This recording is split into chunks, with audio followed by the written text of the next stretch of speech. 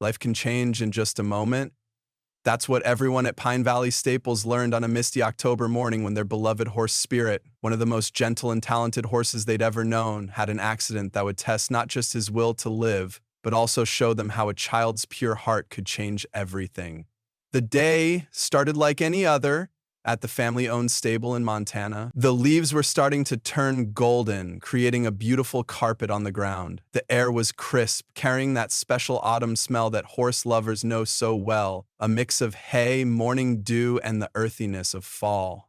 Spirit, an 8-year-old quarter horse with a coat that shimmered like polished copper in the sunlight, was getting ready for his morning training session. Spirit wasn't just any horse, he was special. Everyone who met him said there was something different about him. Maybe it was the way he would gently rest his head on your shoulder when you were having a bad day, or how he would carefully adjust his pace when carrying young, less experienced riders.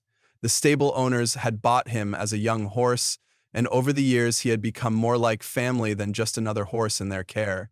That morning, the stable hand was leading Spirit to the training arena. The ground was a bit slippery from the previous night's rain, but nobody thought much of it.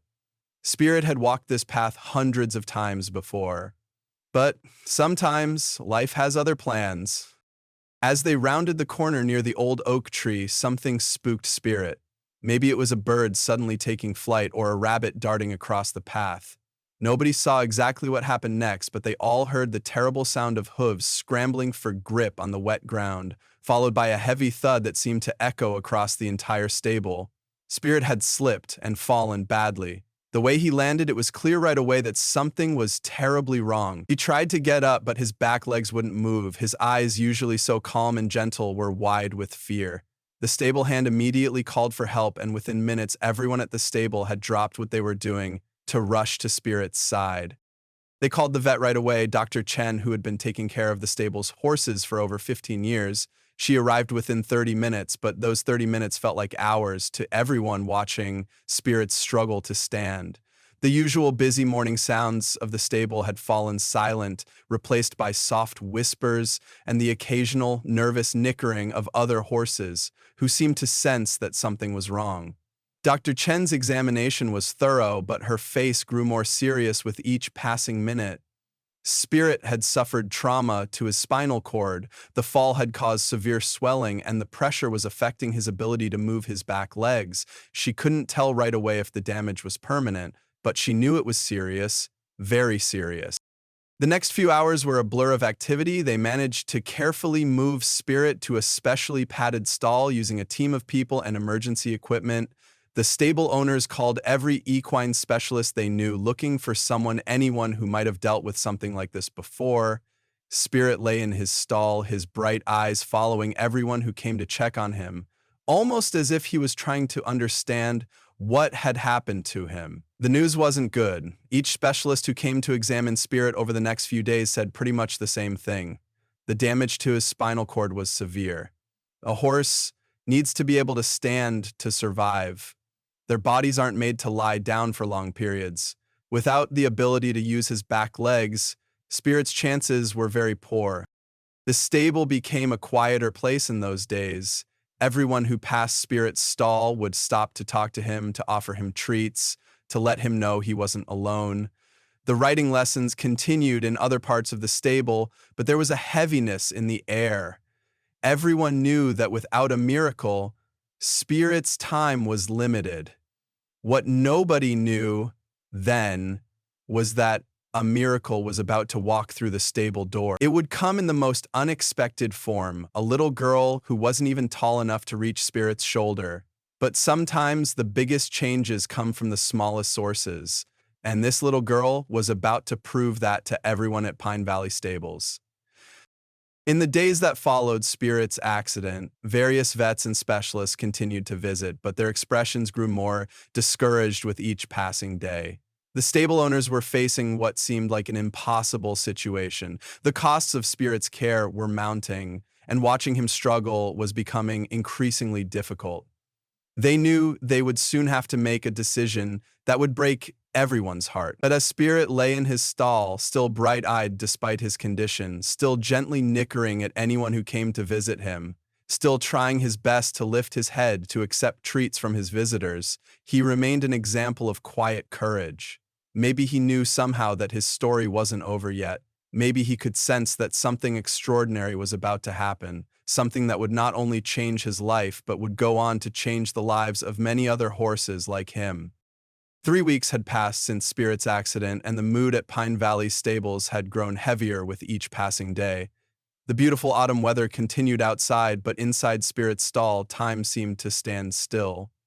The once proud horse who used to carry riders with such grace now lay on his side, surrounded by thick padding and soft bedding that the stable hands changed several times a day to keep him comfortable. The stable owners had done everything they could think of. They'd brought in specialists from 3 different states. They tried various medications to reduce the swelling in Spirit's spine. They'd even attempted a special harness system to help him stand, but his back legs remained unresponsive. Each morning, they'd arrive with hope in their hearts, checking to see if there was any improvement. Each evening, they'd leave with that hope a little more dimmed. Dr. Chen, the trusted vet who had been overseeing Spirit's care, came by every other day to check on him. On this particular morning, she arrived earlier than usual. The stable was quiet except for the soft sounds of horses in their morning routines. As she examined Spirit, her gentle hands checking his legs for any sign of improvement, her face told the story before she spoke a word. "We need to talk," she said softly to the stable owners, her voice carrying the weight of 20 years of veterinary experience. They moved a few steps away from Spirit's stall, though he watched them with those intelligent eyes that seemed to understand more than a horse showed. "His muscles are starting to waste away," Dr. Chen explained, her professional tone barely masking her own sadness. "A horse's body isn't designed to lie down for this long. The pressure on his internal organs is becoming dangerous, and the medical bills—" She paused, knowing this part was especially difficult. "They're going to keep mounting with very little chance of improvement." The stable owners looked at each other, their eyes filling with tears they tried to hold back. They'd known this conversation was coming, but that didn't make it any easier. The medical bills had already reached a staggering amount. They'd been dipping into their savings, putting off repairs around the stable, even considering selling one of their trucks. But they knew they couldn't keep going like this forever. "How long does he have?" one of them asked, their voice barely above a whisper. "If we don't see any improvement in the next few days—" Dr. Chen's voice trailed off. They all knew what she meant. The kindest thing might be to let Spirit go before he started suffering more. The news spread through the stable community like a shadow falling over the sun. The riding instructors tried to keep their lessons cheerful, but everyone could feel the sadness in the air. Spirit had been such a big part of the stable, the horse that helped nervous beginners gain confidence, the gentle giant that could also perform beautiful dressage movements with experienced riders. Now, the thought of losing him felt like losing a member of the family. People started coming by to say their goodbyes. They brought Spirit's favorite treats, crisp apples, fresh carrots, and the peppermints he loved so much. He accepted each offering with the same gentle gratitude he'd always shown, though you could see the struggle in his eyes as he tried to lift his head to reach them. The stable hands spent extra time with him, telling him stories about all the lives he'd touched. There was the story about the scared little boy who wouldn't go near any other horse but had walked right up to Spirit. The tale of the elderly rider who said Spirit moved so smoothly she felt young again on his back. Each memory shared made the decision ahead feel even more impossible. One of the stable owners started making the hardest phone calls of their life, calling the regular riders who had special bonds with Spirit, letting them know they might want to come say goodbye. Each call ended in tears, each person asking if there wasn't anything else they could try. But what no one knew was that fate had a different plan. Sometimes hope comes from the most unexpected places, and help arrives in ways we could never imagine. While the adults were caught up in their grief and practical concerns, someone else was about to look at Spirit's problem with fresh eyes. Someone who didn't know enough about what was impossible to be limited by it. As the stable owners set a date for the following week, giving everyone time to say their goodbyes, a small figure was already forming an idea that would change everything. This little person who saw the world in a way that adults had forgotten how to see was about to prove that sometimes the purest form of wisdom comes from those we least expect to have the answers. The sun was setting on another day at Pine Valley Stables, casting long shadows through the barn windows. Spirit dozed in his stall, the sweet smell of fresh hay around him, unaware that his story was far from over. In fact, the most amazing chapter was just about to begin.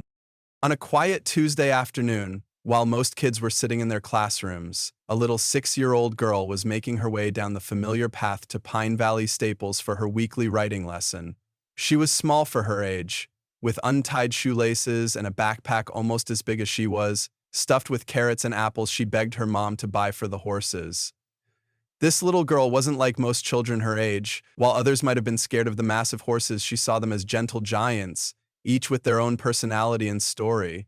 She had been coming to the stables since she was 4, starting with simple lessons on how to brush the ponies, and graduating to actual riding lessons. But it was Spirit who had captured her heart from the very first day. She remembered clearly how Spirit had lowered his head to her level when they first met, his soft nose gently sniffing her pockets for treats. From that moment on, they had formed a special bond. Before every writing lesson, she would stop by his stall to say hello. After each lesson, she would visit him again, sometimes just sitting near his stall and telling him about her day at school. When she heard about Spirit's accident, she didn't understand why everyone kept saying he couldn't get better. To her young mind, problems were meant to be solved, not accepted. While the adults talked about medical bills and difficult decisions, she spent hours sitting by Spirit's stall, reading him stories from her favorite books, just like she did when her little brother was sick in the hospital. "You're gonna get better," she would whisper to Spirit, her small hand patting his neck. "You just need to figure out how to stand up again." Spirit would turn his head toward her voice, his eyes bright and alert, almost as if he understood every word. His eyes bright and word as almost as if he understood every word. The stable had become quieter in recent days. She noticed how the grown-ups would speak in hushed tones and wipe their eyes when they thought no one was looking. But she kept coming, day after day, even on days when she didn't have lessons. Her mom understood the special connection between her daughter and Spirit, so she would bring her whenever she could. One afternoon, she overheard 2 stable hands talking about putting Spirit down. She didn't fully understand what that meant, but she knew it wasn't good from the way they were talking. That night, she couldn't sleep. She lay in bed thinking about Spirit, about how unfair it was that nobody could help him stand up again. The next day at the stable, she watched Spirit more carefully than ever. She noticed how he would try to move his legs, how his muscles would twitch with effort. "You want to stand up?" she said to him. "You just need something to help you." Spirit nickered softly in response, as if agreeing with her. She started bringing her coloring books to the stable, sitting near Spirit's stall and drawing pictures of him standing up, running in the fields again. While other visitors brought treats, she brought hope and determination. She would talk to Spirit for hours about all the things they would do once he could stand again, how they would go on walks together, how she would brush his coat until it shined. That weekend, something happened that would change everything. Her aunt, who worked as a physical therapist at the local hospital, came to pick her up from the stable. As always, the little girl insisted on showing her aunt Spirit before they left. As they stood by his stall, her aunt started explaining how she helped people learn to walk again. The little girl listened with growing excitement as her aunt described special equipment they used to help support patients while they tried to regain strength in their legs. Her young mind started making connections that the adults, with all their medical knowledge and experience, hadn't thought of. "But why can't we do that for Spirit?" she asked suddenly, her eyes wide with the simplicity of the idea. "If people need help to stand up again, maybe horses do too." Her aunt started to explain why it wouldn't work, but stopped mid-sentence. She looked at Spirit, then at her niece's eager face, and something clicked. Maybe it wasn't so impossible after all.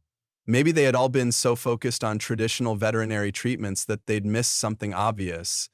That evening, the little girl sat at her kitchen table, surrounded by crayons and paper, drawing picture after picture of her idea. She drew Spirit wearing something like the equipment her aunt had described, but modified for a horse. The drawings might have looked simple to anyone else, just childish sketches with wobbly lines and bright colors.